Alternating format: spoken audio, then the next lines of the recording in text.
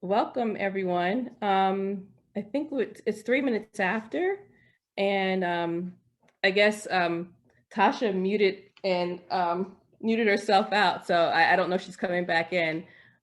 Okay. Um, Yes, I'm still here. okay, so I'm going to let you introduce David, and you're going to start the recording.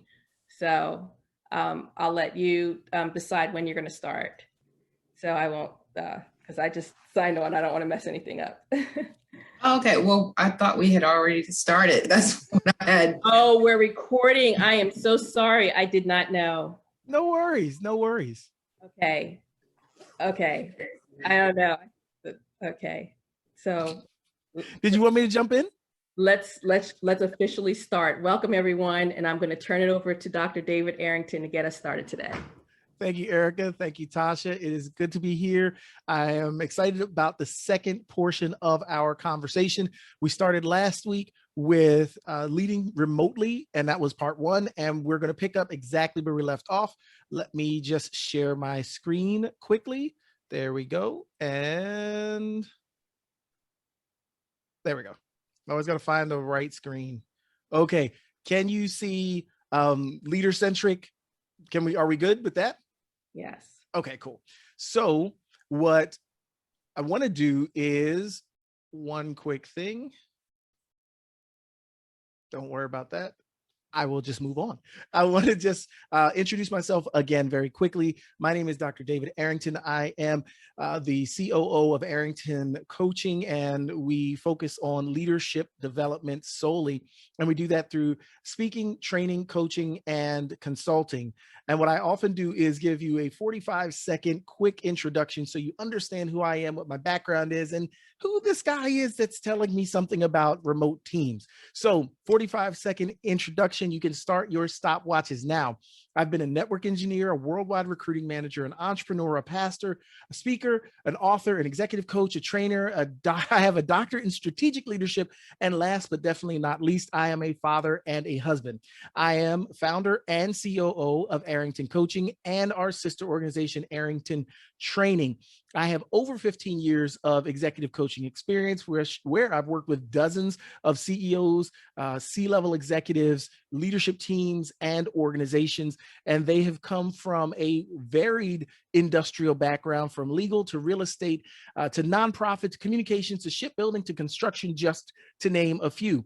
All of these experiences have provided me with a very unique perspective on leadership and helped me develop ways to untapped potential in almost any team, which is why I'm able to get amazing results pretty much in those situations where people have given up hope.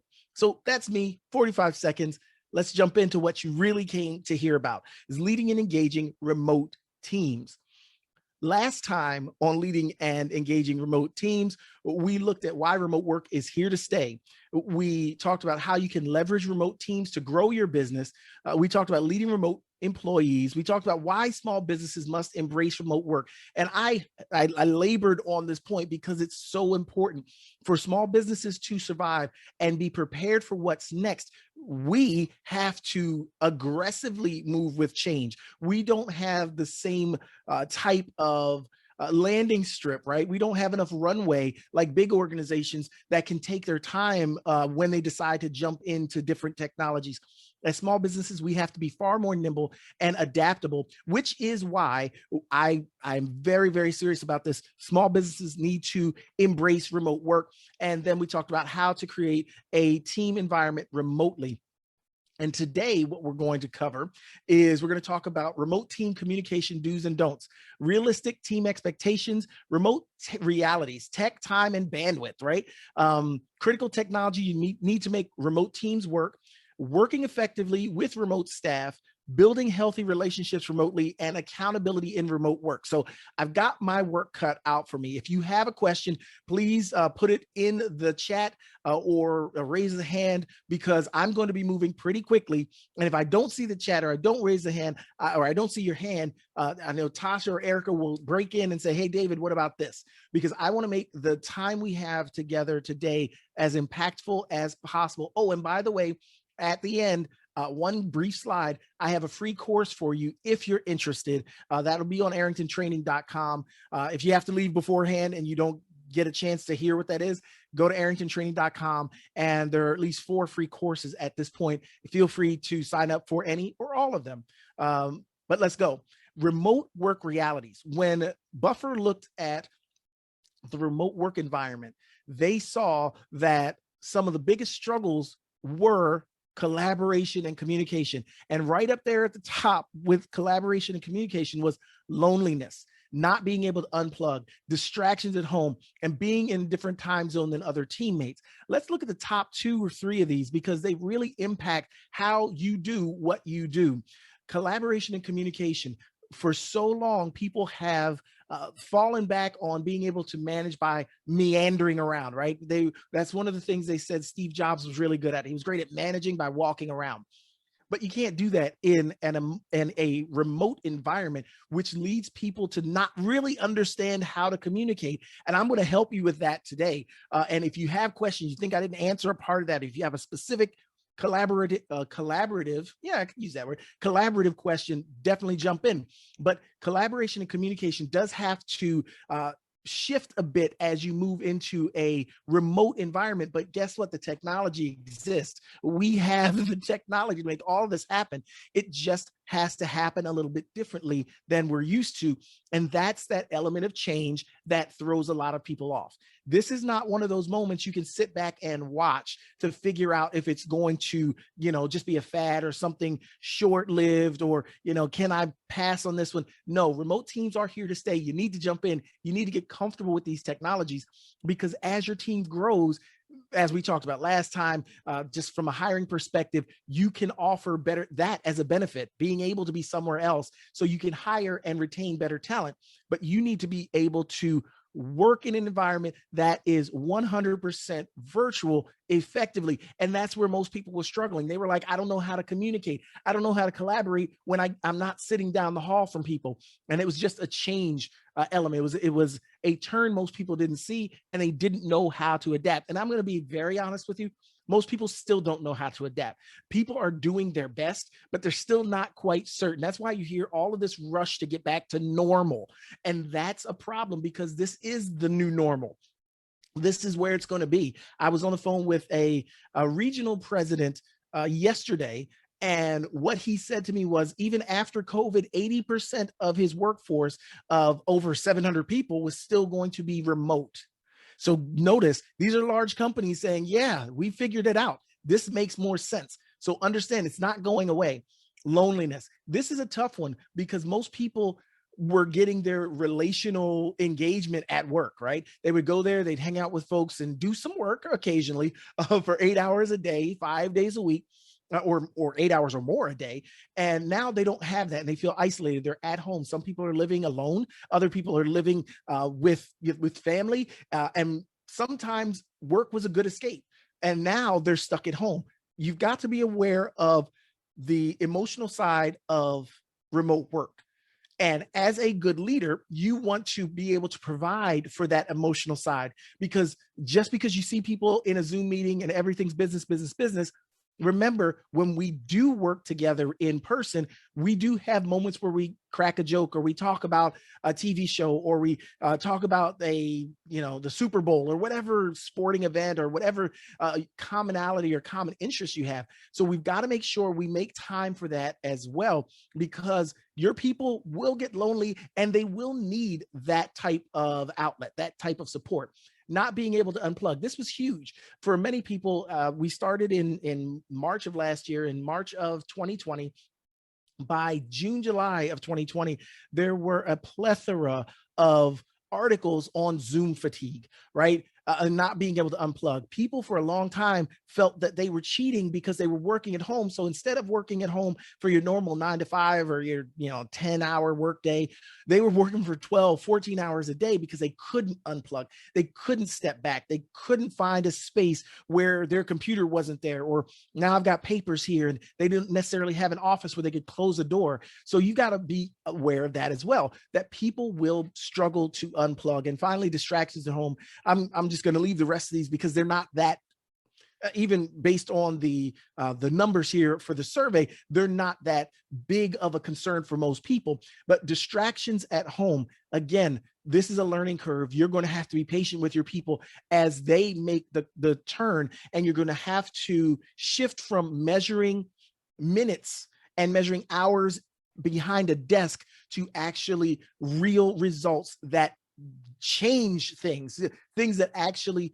help the team move forward. So you want to make sure that you're starting to measure the right things. And I talked about this a little bit before, because of those distractions at home, not being able to unplug. You're going to have to not worry about when people are on or how much time they spend doing things. You're going to move to a more results focused measurement style for the analytics for your people. So instead of, were you in front of your desk for 10 hours or were you in front of your desk for 8 hours? Did you take a 15-minute lunch or 15-minute break? You're really going to be looking at what was their work output this week or this day. That's going to be more important long-term, and especially with a virtual team. Let's keep going. Similar but different. Leading remote teams requires more finesse than leading co-located teams, because you can't manage by walking around. The interpersonal exchanges in the hallways just aren't there. You only see people during video calls, and many of the elements we lean on to lead in a co-located or in-person environment just aren't there. So it's still good leadership. Good leadership is good leadership online, just like it's good leadership in person. The problem is you just have to tweak a few things, because some of the elements we just talked about, you wouldn't normally think about in a co-located environment. Getting lonely, even though loneliness was there. Not being able to unplug, even though workaholism was there. Not really feeling comfortable in a virtual environment, even though we all were working in virtual environments with people that were around the world and across the country all the time. It's just now it's the only way we're working, and a lot of people are struggling to make the shift. So I gave you this slide last time, and I want to give it to you again, because everything is culture, and culture is everything. And when we talk about creating a new team or creating culture in a virtual environment, you've got to be very clear. Culture is what you do, what you allow to happen. It's the unspoken rules that our team works by. So there are microcultures on every single team. And if there isn't one, I always encourage, when I'm working with leaders, I encourage them to create one. Again, another Steve Jobs reference. When they were going to create the Macintosh, what he did was he took that group of people, those engineers, and put them in a whole different building.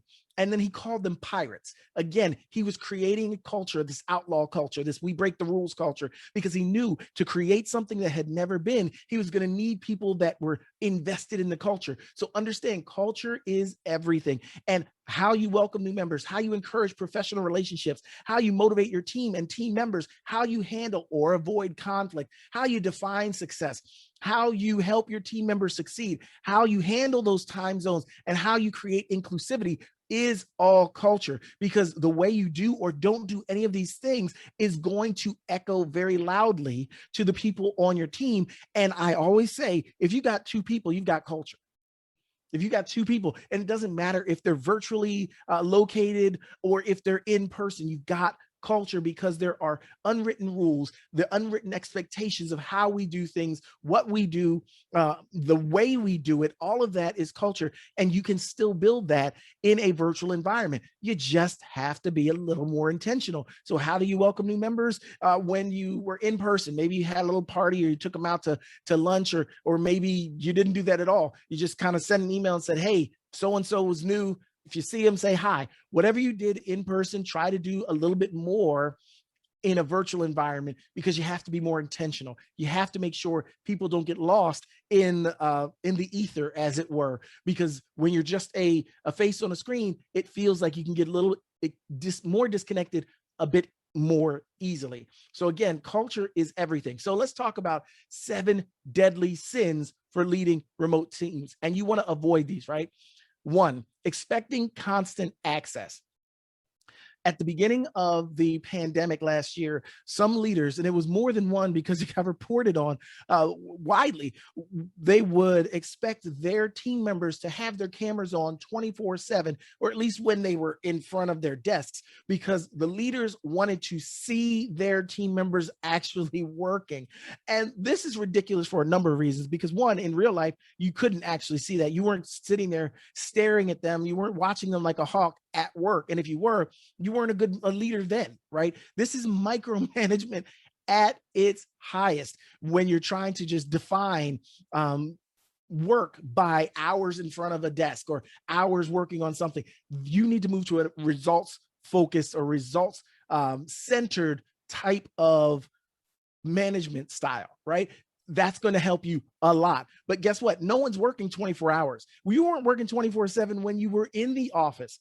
There were some studies that said we wasted like 40 to 60% of our time in the office. And what's happened now is, since we've moved into a remote environment, they've seen incredible productivity boosts. And you can look these up. There are studies to prove this, that they've looked at this and seen that we increase productivity in a more virtual environment. And when you expect your team to always be available, always be on camera, always be there, right? It leads people to frustration, to burnout, and other less desirable responses, which also reduce productivity, reduce morale, reduce the outcomes that you're trying to achieve with your team. So encourage normal working hours, and your team will thank you. And when I say encourage normal working hours, I honestly mean to tell your team that after a certain hour, it's okay to not answer emails. Say, hey, if you work till 6:30, great. At 6:30, put your out of office in, or just don't respond until you get back in the office tomorrow at 8, because that's how you create boundaries. And as leaders, we have to actually tell people on our team to do that, because one of those elements was not knowing when to unplug. What will eventually happen is people will continue to work until they're just fatigued and they're out of energy. So you want to be the one to say, work normal hours. And I've got some more slides on some other ways to make that happen. Root cause. Here, again, it comes down to a lack of trust. If you as a leader don't trust your team, then you're not going to trust they're working if you can't see them. And that out of control feeling, because they're not like down the hall, or they're not in another room where you can actually get up and walk to them, it leads you to micromanage. That out of control feeling does not bring the best out of leaders. It generally brings the worst out of leaders, and they become micromanagers when they don't want to be. And it's a misunderstanding of leadership, and fundamentally a misunderstanding of what you're trying to accomplish on your team, because again, it's not about hours and time served, it's about results. And finally, it shows that there are some leadership skill gaps that do need to be addressed. So when you're expecting constant access, these are the reasons that leaders do that, because they're out of control, not trusting their team. They don't fundamentally know what good leadership is, and there's some skill gaps that need to be filled. Number 2, expecting to communicate solely through video. I said this the other day. I had a phone call, an actual phone call. It wasn't a robocall, believe it or not. I had scheduled a meeting. It's hard to say that now. 80% of the phone calls I get at my office are robocalls, and I hate it. But the point I'm making is, I had a scheduled meeting, and all of my meetings are Zoom meetings, right? They're all, there's a Zoom link, but you can dial in. So however you want to get in. One person I scheduled with, there was no Zoom link. It was like, well, how do we communicate then? What are we supposed to do? So it was actually a phone call, and it was kind of refreshing to I was ready. I had all my stuff set up and everything, and it was a phone call. I was like, okay, cool, no worries. But that's also, it was valid in 2019 and up to March of 2020. You can still make phone calls. You can still get people in other ways. Just because we're in a virtual environment doesn't mean that every interaction has to be a video call. Of course, team meetings, and of course, one-on-ones where you need to see people's expressions and kind of feel that connection. Yes, of course. But if it's just in passing, or you just want to, see how someone's doing, it doesn't have to be a video call. If you're just making a human reach out call to say, guess what? I just want to check on you. I know that loneliness is part of this, and I want to see how you were doing. Guess what? You can pick up the phone and do that just as easily as you can schedule a Zoom call. But there's this thing, like I mentioned, Zoom fatigue. So sometimes people are actually excited about a phone call, believe it or not. It's crazy to say, but it does happen. Use video calls for team meetings, other communication methods, email, project management software, team chat, etc., as you normally would.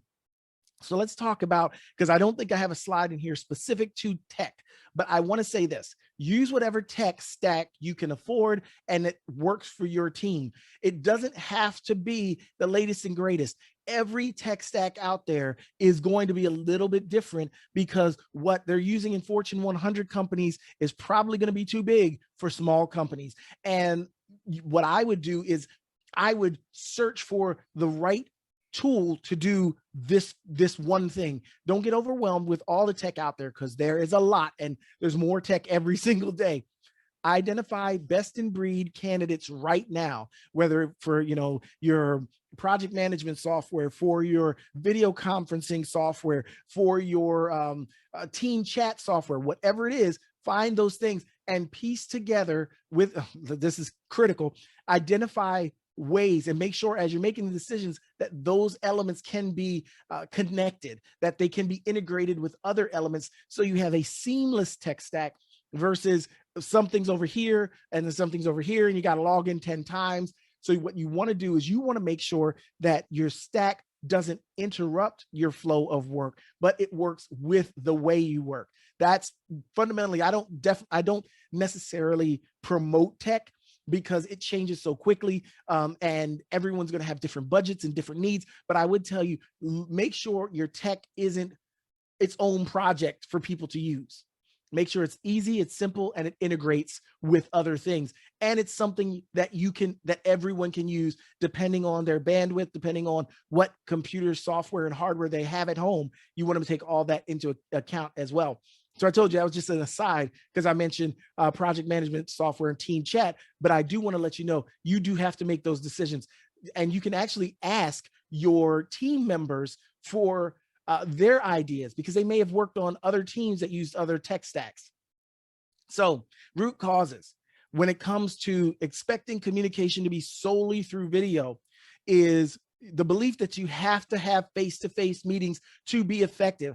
I was a group invited me to speak. This was early last year, and they wanted me to come in and do a talk for them. And then COVID hit. And then I followed up with them and they said, no, we're going to just wait until we can meet in person again. And to me, it's kind of, that was like 6 months ago. And it doesn't look like that's going to happen maybe for another 6 months till everybody's starting to feel comfortable. Not that they are comfortable, feel more comfortable going back.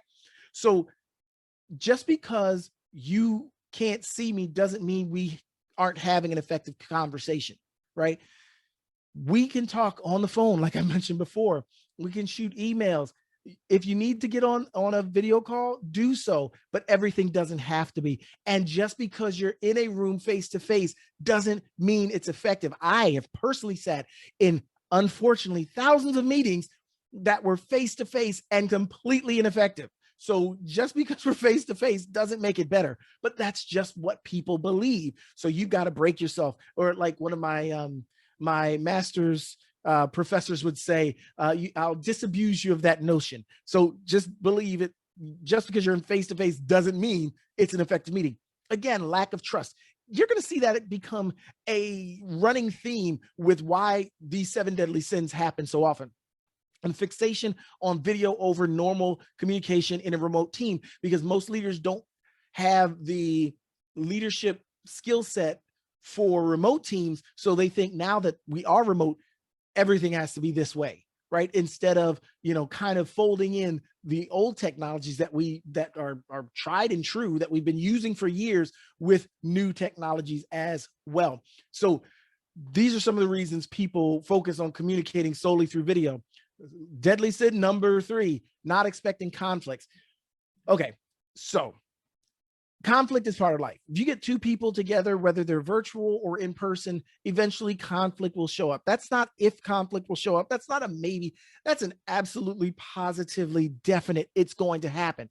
And just because you're in a remote environment doesn't mean that conflict is going away. Just because you can't see people and they may not be in the same room. Remote teams are not exempt from conflict. They may actually be more prone to conflict and unaddressed conflict, because now you don't see the body language. It's easier for you to believe everyone's honky-dory. Did I say honky-dory? I'm going to just ask that you strike that from the record. I said that, and as soon as I said it, it didn't feel right to me. But you're going to think that everybody everybody's good when they may not be. They just may be passive aggressive and you can't see it. So as a leader, you have to be not only aware, but you've got to be actively making sure that relationships stay strong, because a high conflict environment will derail your productivity. It will throw morale into a death spiral, and you're going to look up and wonder what happened and say, see, virtual teams don't work. But no, most leaders avoid conflict in in-person teams. So if you're already conflict adverse in an in-person team, you're really going to duck conflict in a virtual team, and you can't do it, because conflict is still there and it's going to hurt your team long-term. And it's what I try to tell people all the time. If you avoid conflict, you basically abdicate your right to lead the team. So understand that in a virtual environment, you're going to have conflict, and you're going to have a plan to solve that conflict. I'm gonna be honest, that's a whole course I have, but that's, I just want to let you know that one little snippet there. You've got to be able to handle conflict because it's going to be there. Root causes. If I had a dime for every time somebody said, I don't need to get involved in this because they're all adults, I'd have at least $3, right? I mean, honestly, dimes they're not that valuable. It's like, it's going to take me 10 of them to make $1. So I probably heard about 30 or 40 times in my career. So, I'm just being realistic here with you. They're all adults is not a reason to ignore conflict. They're all adults is just a way for you as a leader to remove yourself from from your role as someone who will manage and leverage that conflict and move people through the conflict. It just takes you out of the equation. The mistaken belief that remote teams, mistaken beliefs about remote teams, obviously, right? Because you don't think there's any conflict there. Conflict avoidance. Most people are conflict adverse. I did a talk one time, and I said, hey, I did an exercise with the team, and it was a team building day. And I said, I'm conflict. And I got in the middle of the room and I said, I want you to stand around me where you feel comfortable. If I'm conflict, the closer you are to me, the more comfortable you are with conflict. The further away from me, the more conflict adverse you are. There's some people that got up, stood right where they were, and they're like, I'm pretty good. I'm conflict, not looking for it, but I'm not running from it. I had most of the people got out of their seats and moved far away from me, as far as the walls from me. And I had one gentleman literally walk up behind me so close, it was uncomfortable. And I said, you may want to think about it. You might be the reason you have a lot of conflict around you, because if you're the guy that likes this much conflict, you might be causing more of it than you think. Then there's the failure to create a conflict-aware culture. So like we talked about earlier, everything is culture and culture is everything.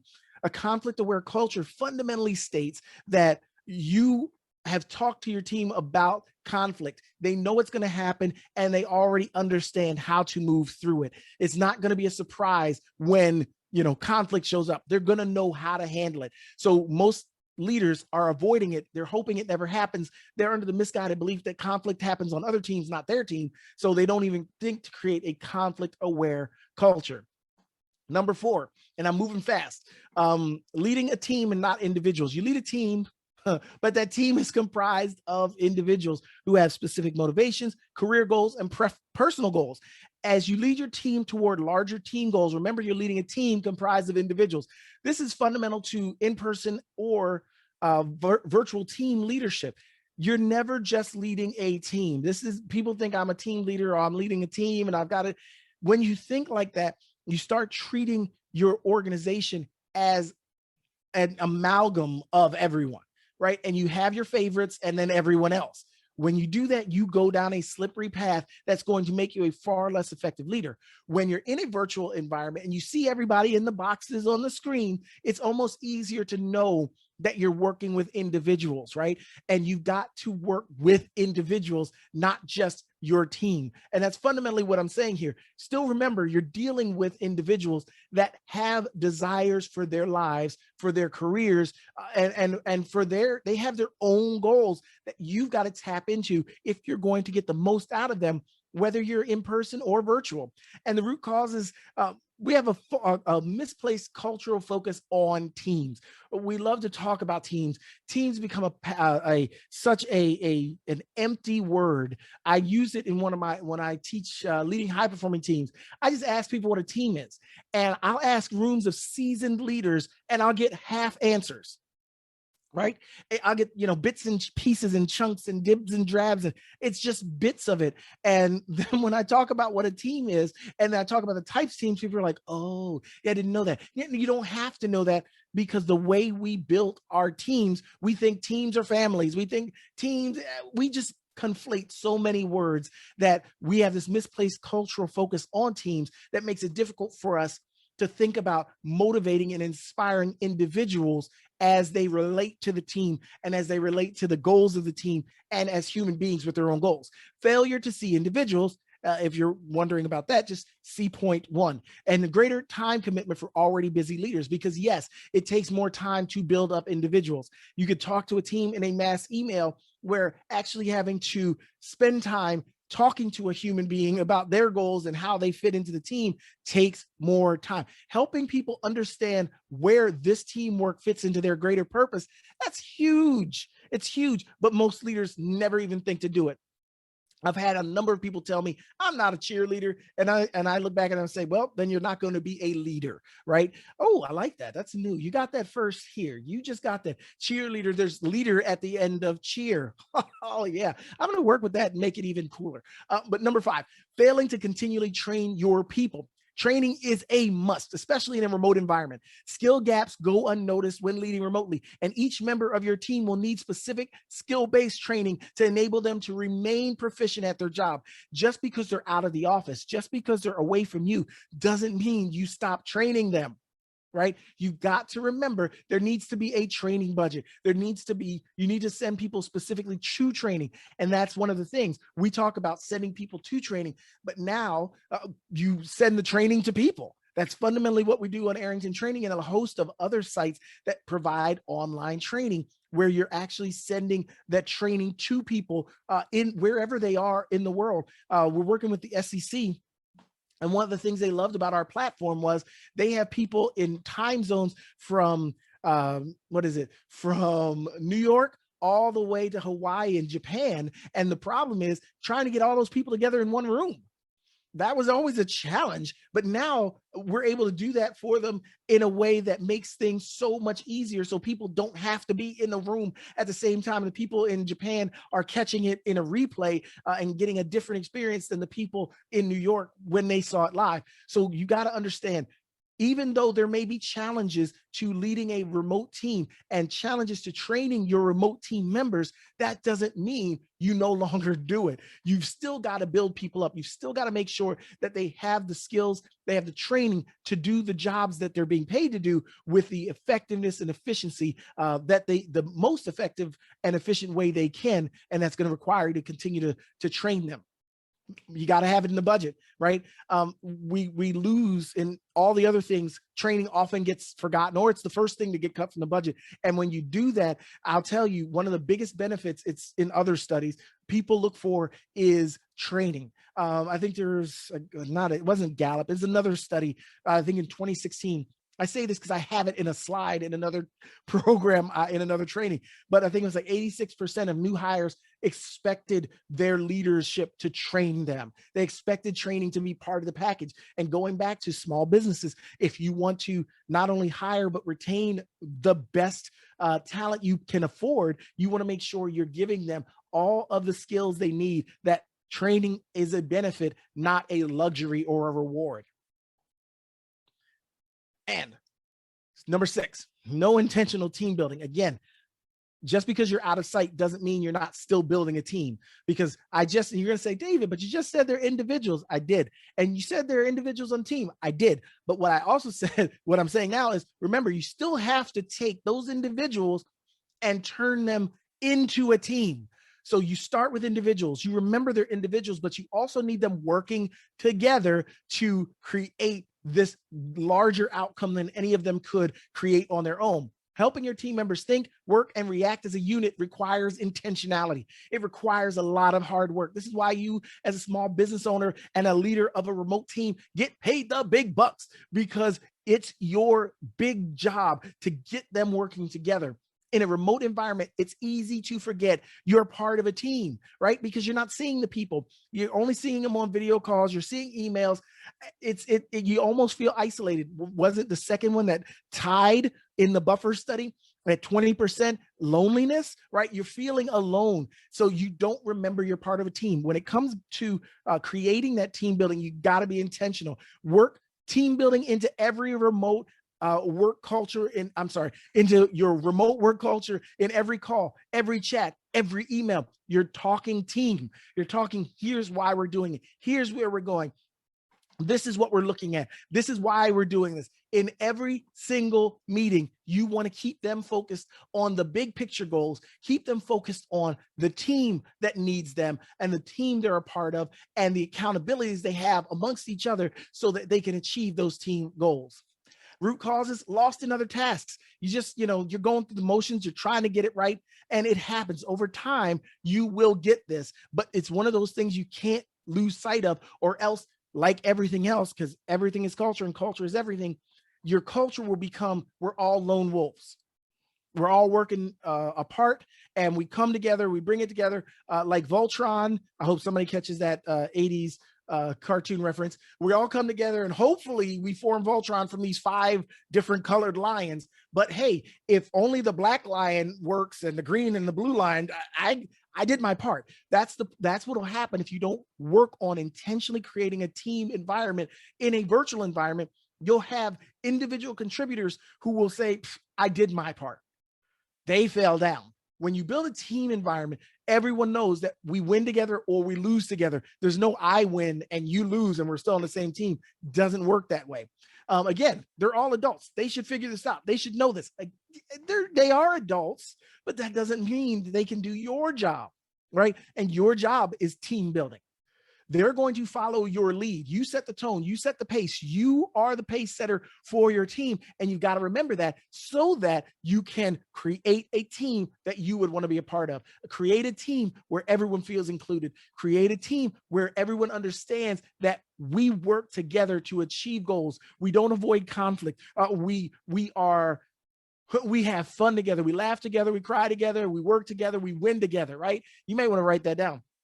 We laugh together, we cry together, we work together, we win together. You can tweet that at me. I'd love that, at DMAC Arrington on Twitter. That'd be great.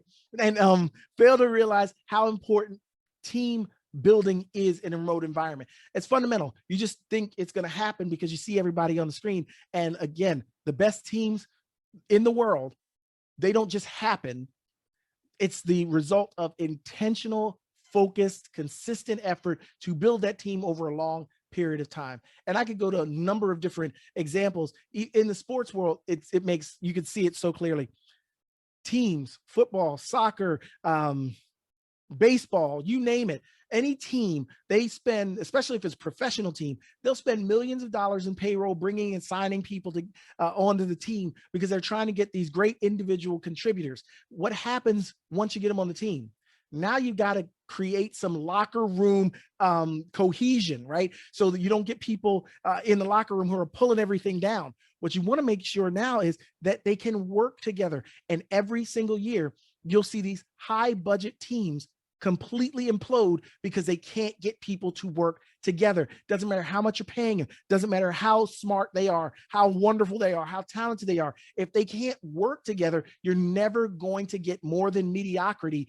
You're never going to get high performance. You're just going to get a bunch of screens, a bunch of little people in squares on screens, and you will not have a solid team. And finally, 7 deadly sins, you setting fuzzy goals and objectives. Fuzzy goals and objectives are also the wrong, result in the wrong deliverables, rework, and frustration. Take time to ensure your goals and objectives are realistic, clear, and understandable, which is the case in remote and co-located teams. You've got to be clear or else you're going to get what you didn't expect. It's just fundamental. Doesn't matter if you're in person or in a remote environment. You've got to set clear goals. Your team needs to know what the goal line looks like. They need to understand what success is on the outset of a project, on the outset of a task, in order to complete it the way you want it without you having to micromanage it. So let's look at creating accountability on your team. And I'm moving. I got 6 more points. And I know you're like, David, I'm on overload. It's okay. Buckle up. You got this. We're going to make you a great remote team leader by the end. We got like 20 more minutes, and I guarantee you'll be awesome by then. Right? What's up? Okay. I want to ask a question. Okay. I saw your hand. I actually saw your hand. Go ahead. You're moving. I am. For the things to avoid, you talked about conflict, and you recommend, or in your experiences, that when you experience conflict, that's something that you should take offline, or how do you recommend handling that? I mean, just outside of that team, or as individuals, or? So it depends. I'm a big believer of public conflict needs to be handled publicly, right? Okay. So if you have a public meltdown, you can't go away and privately deal with that, because you're setting the culture that that's okay because no one saw the resolution. Okay. Right. Okay. So, and again, I always tell people talk to their HR departments, but with small business owners, you may be the HR department. You want to check with somebody and find out. But if you have some big blow up, you want to deal with that in a way that lets everyone knows that's not how we roll. Right. If you are part of the conflict, that makes things a little bit more difficult, right? Where you might be in conflict with someone else. But what I try to do is I try to tell people, have a plan and a process to handle conflict, because it's going to show up in a few different ways. And I don't have enough time now to go into how we handle conflict every day. But what you want to do is you want to make sure that as you're handling that conflict, that you are consistent, that you are above board, that you are ethical, that you make sure you're paying attention to feelings, because that's feelings. A lot of feelings show up when conflict shows up, and you've got to be away from that so that you can handle the issues and not bow down to someone's emotional state or their tantrum or, all that good stuff. And sometimes conflict, again, like I said, this is way too much for just now. Sometimes conflict is passive aggressive versus aggressive aggressive. So you still have to deal with that. Okay. Right. So there's a lot to conflict. And that's why it's easier for a lot of leaders to just ignore it, because they don't want to jump in. And I'm not saying be detective dog. I'm not saying go in there and, try to, you're going to set things right. Because I've seen people go the wrong way too, because they don't have a plan. They don't have a process. They don't have a conflict aware culture. So basically every conflict is handled as a one-off, instead of understanding that you're going to have conflict and you need to harness the challenge. So if you see two people that are really passionate about something and they just have very different opinions on how things should go forward, it's your job to highlight their passion and help them to see that there's value in both ideas. How do we come to a conclusion or some type of compromise where everyone can feel good about this? Okay. So it's a lot of talking, a lot of extra work, but over time you get to know each other. And that's how you start gelling. You don't gel because you never had conflict. I think you gel more because of the conflict. And it's fundamentally Tuckman's stages of team development, like forming, storming, norming. Norming happens after storming. Once you have all your knockdown drag outs, we get to know who you are. We actually start having relationships based on who you are, not who I think you are. Okay. In order Cool. to get forming. Yes. No. And then the other question is, what are some examples of successful remote team building activities? People ask me that one all the time, but go ahead. Okay, that's the question. So there are so many team building activities. Some of them work in a remote environment. Some of them just don't. Some successful team building activities would be simple things like, let's do a diversity one, like an inclusion one. We could just have people share one thing that they think, from their childhood, right? Just so you're getting to know people. So you come to a point where you're not so-and-so, and I see you by what I see on the outside, and that's how you help people come to commonalities. Another is to break people into groups, right? If you can do that, if you have technology that can do that, and ask them it's like 4 questions, and each answer the 4 questions, and then you switch it all up and see whose questions were whose, and you try to guess. Again, these are icebreakers where you're trying to help people get to know each other. If you're and it depends on what you're trying to accomplish. That's why it's such a broad topic. You know, sometimes icebreakers are just time wasters and no one's engaged, right? You want to make sure that if you come into an environment with an icebreaker or an activity, that it has a purpose and is leading you somewhere. That's more important than what's actually happening. It's what is the lesson I want you to kind of see, and then I can break out here. Make sense? Yes. Thank you so much. Yeah, because I don't always remember, because I have to look them up and then I have to tweak them and then I have, you know what I mean? So I don't make them all up, but some of them I do actually create, but it just depends on what you're looking for. I just say Google virtual team building events or activities. That's easy. There are so many of them out there. Some of them are absolute trash. I'm gonna be really honest with you. Some of them are terrible. Some of them are absolute gold, but you got to sift through. Any other questions? So I got 12 minutes and 6 points. So you know I'm moving fast now. Any other questions? Can I go? Okay, cool. Creating accountability on your remote team. Acknowledge the change. As a leader, don't act like this is normal. It's not normal. It's different. And that's what life is. Life is the constant progression from normal to different, then different becomes normal. Then we go from that normal to a different, and different becomes normal. It's going on. This is just a huge global change that happened without our consent. We just had to change on a dime. So working and leading remotely means you have to deal with different time zones, varying internet availability, language, cultural differences, distractions, additional responsibility. Acknowledge that this is different. It's new. It may be less efficient right now. It may be very much overwhelming right now. Acknowledge that change. Acknowledge those differences, because that makes you real. People can connect with real. They can't connect with people who just, they act like nothing changed and you just do what you're supposed to do. Acknowledge the change and your team will appreciate that. 2, create a clear picture of success. We talked about this a minute ago, and I would double down on it. When we talk about what success looks like, what the goal line looks like, make sure that that's clear. This is so important because most leaders have a very fuzzy definition of success, but a very specific definition of what they want after they see what they don't want. If you understand, if you've ever had this experience where you don't know what you want till you see it and you know that's just not it, that's a very difficult person to work for.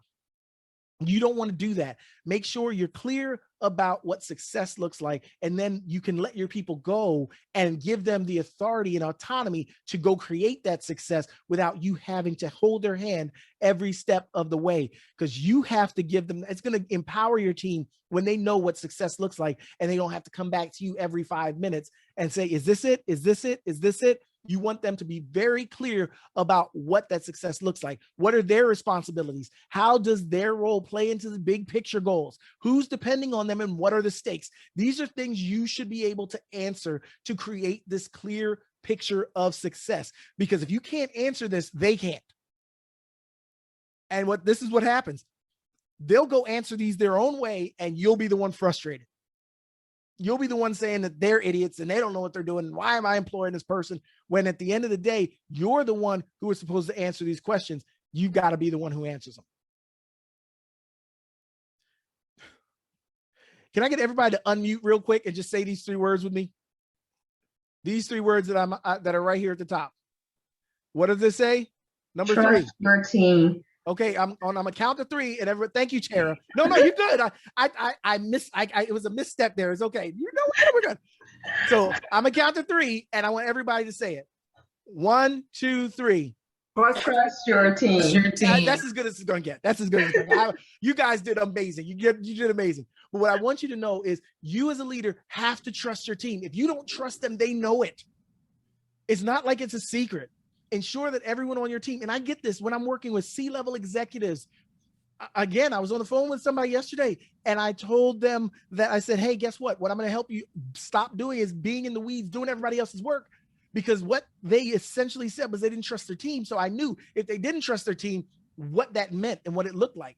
Ensure everyone on your team remembers to be patient, supportive, and assumes the best intent as you work in virtually, right? Trust is the natural enemy of micromanaging. If you trust them, you're never going to micromanage them, right? But you trust, but verify. Now, don't hear me saying trust them blindly and, whatever they say, no, trust, but verify. Ensure that you are helping them to be patient, kind, and empathetic to other people on the team. But at the end of the day, we're here to create certain results. And you need to be making sure that those things are happening. And trust is the natural enemy of micromanaging. You can't micromanage and trust at the same time. Measure what matters. I think I said this a few times already today because it's very important. Base your expectations and their responsibilities on things that can be managed and measured. Ensure you have early warning signs when they get off track, right? The next slide, you're going to want to write down. You're going to want to take notes on the next slide because here's the thing. Measuring, and I've said this, it's not how many hours you sit in front of the computer, right? That's not what matters. What matters is the output. So if you can get it done in 10 minutes, cool.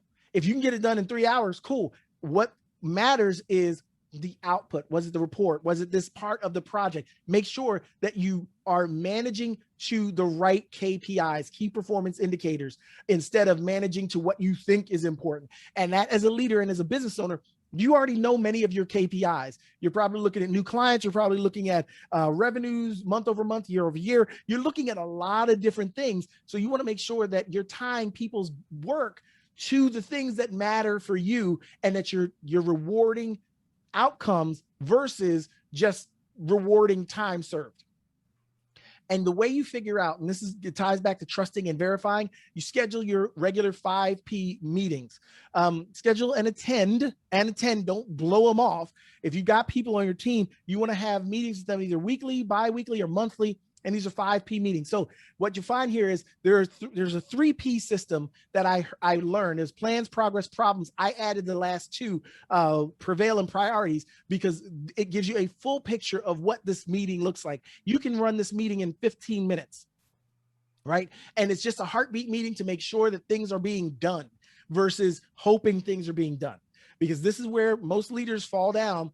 They'll go off and they'll give someone a task and they don't want to micromanage. They want to give them the freedom to do it, but they never check back until it's too late. And by the time it's too late, it's too late. I mean, it's too late. So what this does is it allows you to take a heartbeat meeting with your team so they can step back and say, okay, let's make sure that we're not off track, that we're still going in the right direction, that you're still understanding what I need from you. Because if you don't do that, you will end up in a very difficult place. Celebrate good times. Come on. Celebrate good times. Come on. Dun, dun, dun, dun. Come on. Okay. I didn't see y'all jump in. No, Tara, I didn't. It wasn't it. It was a little flat, a little pitchy. Was that it, Tara? Tara was like, no, not today. Not today. Anyway, celebrate good times. Celebrate individual wins. Celebrate team wins. Celebrate personal milestones. Create intentional opportunities for people to get to know each other. This is where I talk about dealing with the loneliness, making sure that people know one another. I think it's on the next slide. Yep, it is on the next slide, so I won't just take time to say it. It's basically following up and have fun. Carve out time for team building activities. We talked about them. Don't stop at looking for team building activity times. Make a separate meeting just for team development and personal connection. Have those weekly or bi-weekly team video get-togethers. Play games. Talk about what's going on. Strengthen relationships. Encourage Zoom coffees. And that's not with you there. That's just saying, hey, when's the last time you reached out to Tasha? When's the last time you reached out to Erica?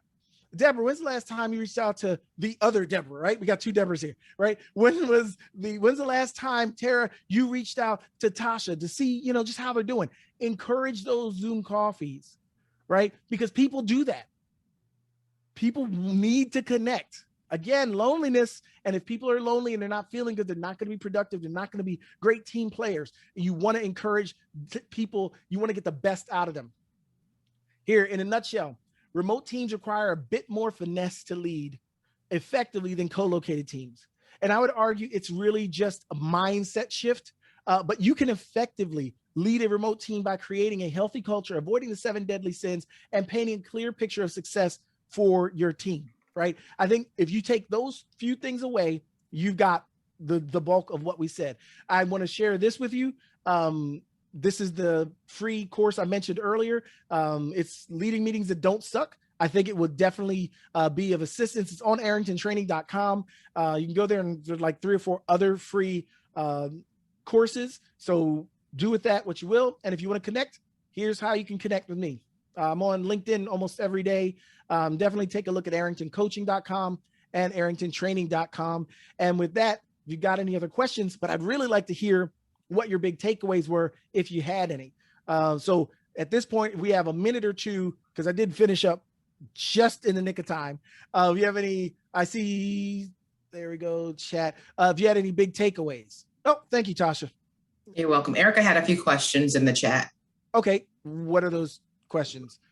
The first one is, should those types of situations be managed offline? I think that was the, was that the She actually asked that question her directly conflict already. Yep. Okay. She answered that.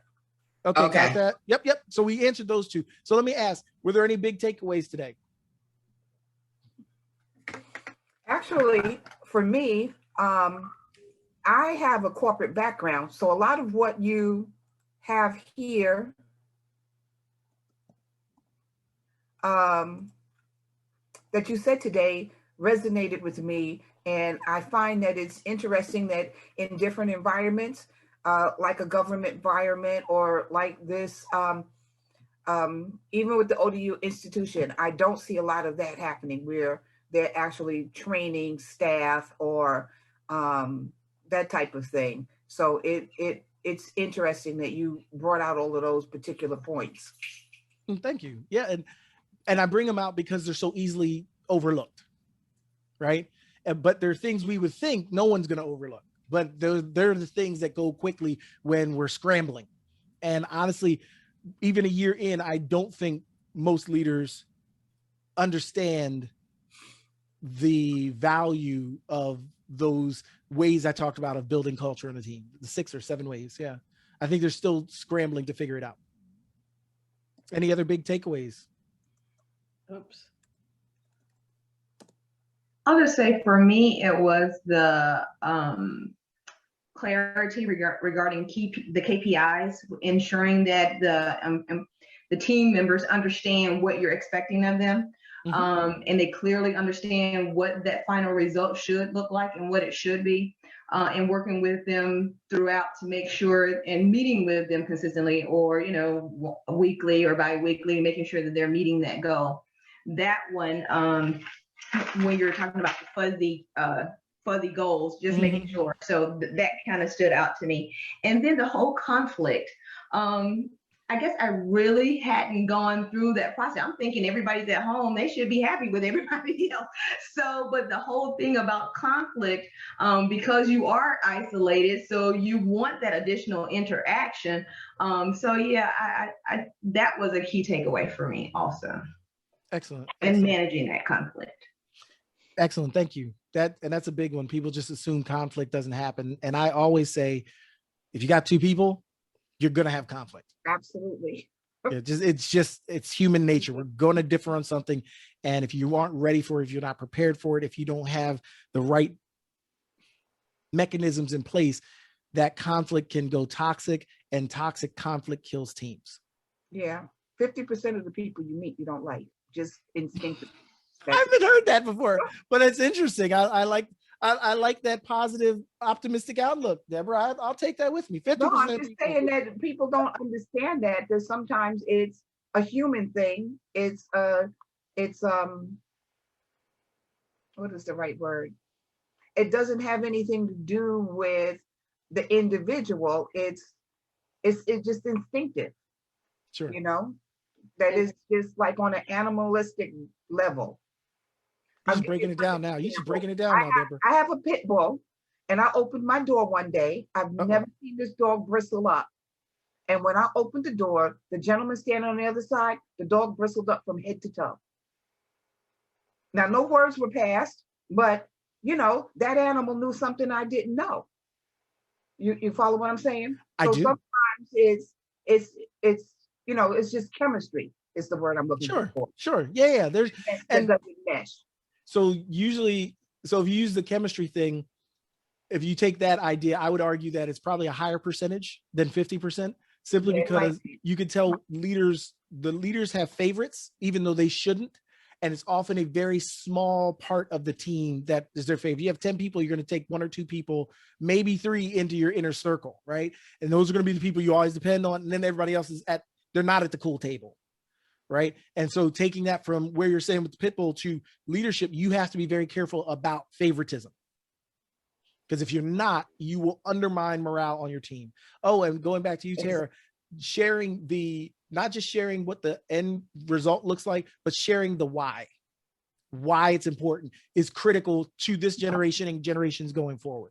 So that if you fail to, I can't even remember which course it is, but I talk about that for at least like 40 minutes, because it's so important to identify that why for people, because that ties back into their purpose, why they're there, giving up 8 hours of their life every day to be in this place. Any other big takeaways? I put the things to avoid. I mean, going through that helps you realize those things that you should be doing. And I realized that's why you went over those things. So again, it offered a lot of clarity around, the things that you should be doing to engage with your team remotely. But I also like the 5 Ps because if you follow that process as you're going through with your meeting, you're right, there's structure there. And you can get through a lot quicker, and it doesn't go on and on and on and on. Because I know sometimes I have the tendency to have a meeting that goes on and on and on and on.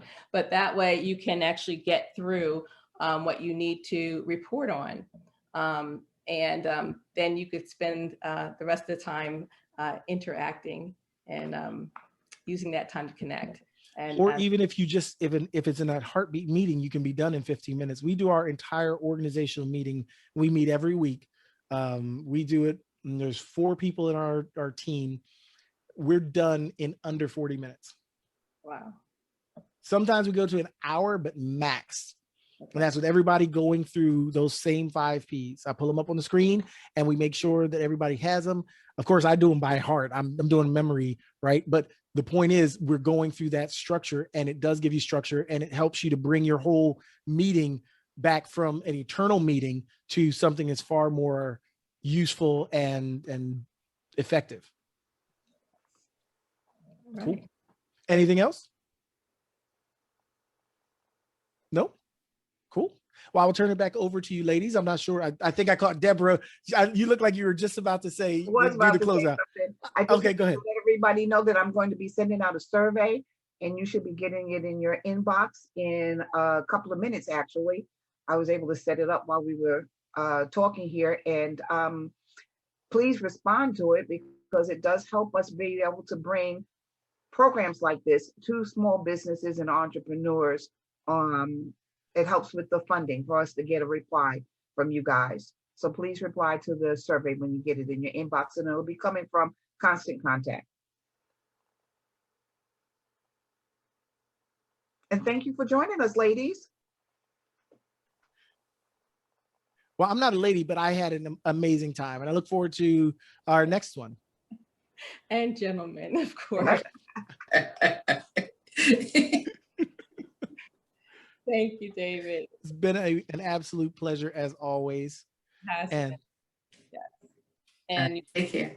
A lot of information. Thank you. Bye, everybody. Thank you. Bye, everyone. Bye, everyone. Have a great day.